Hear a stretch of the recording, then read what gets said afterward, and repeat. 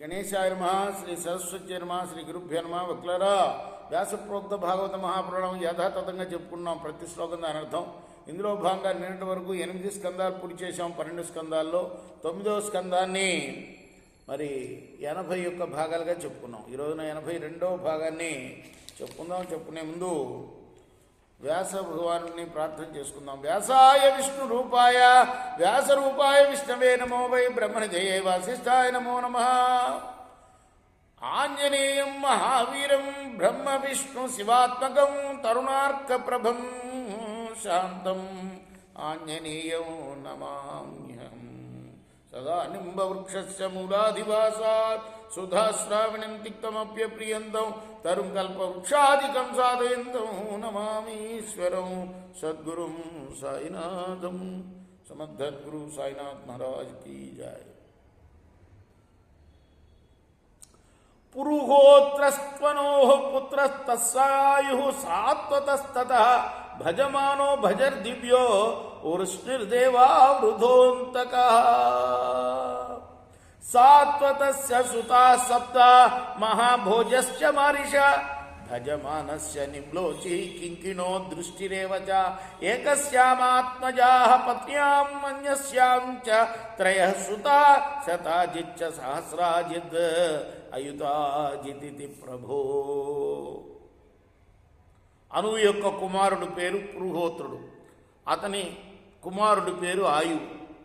ఆయువు కుమారుడి పేరు సాత్వతుడు. పరీక్ష మహారాజా, ఈ సాత్వతుడికి భజమానుడు, భజి, దివ్యుడు, వృష్ణి, దేవావృతుడు, అంధకుడు, మహాభోజుడు అనే 7 పుత్రులు పుట్టారయ్యా. భజమానుడికి గల 2 భార్యల్లో ఒక ఆమె ఎందు నిమ్లోచి, కింకిణుడు, దృష్టి అనే 3 పుత్రులు కలిగారు. అతనికి ఉన్న 2వ భార్య ఎందు శతాజిత్తు, సహస్రాజిత్తు, అయుతాజిత్తు అనే 3 కుమారులు జన్మించారు. బభ్రుర్దేవా వృధస్సుత తయో శ్లోకో పఠంత్యము యథైవ శృణుమో దూరా సంపశ్యామ తథాంతిక. సాత్వతుడి కుమారుడైన దేవావృధుడి వల్ల బభ్రువు అనేవాడు పుట్టాడు. దేవావృధుడు, బభ్రువు ఈ 2 కూడా మంచి లోక ప్రశస్తిని పొందారు. ఆర్యులు వీరిని గురించి ఇంతవరకు ఈ మహాపురుషులను గురించి విని ఉన్నామే కానీ చూచి ఉండలేదు. ఇప్పుడు ప్రత్యక్షంగా కనులారా ఇటువంటి మహాత్ములను చూస్తున్నాము. ఇది మా భాగ్యము అని వర్ణించి ఉన్నారు. బభ్రుః శ్రేష్ఠో మనుష్యానాం దేవైర్దేవా వృధః సమః పురుష 65 చాస్తజ ఏ మృతతత్వమనుప్రాప్తో బ్రభ్రోర్దేవా వృధాదపి మహాభోజోపి ధర్మాత్మా భోజో ఆసం తద్వరన్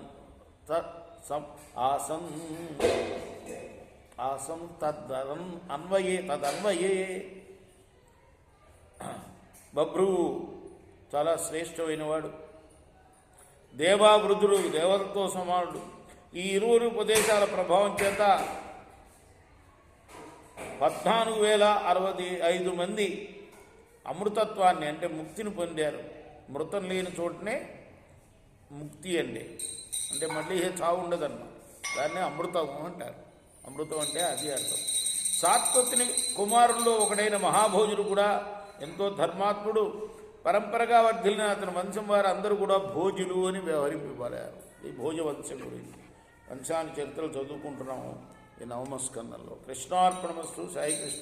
శ్రీ సచ్చిదానంద సద్గురు సాయినాథ్ మహారాజ్ కీ జై. చేకోరా హారతి దిగో సద్గురునా.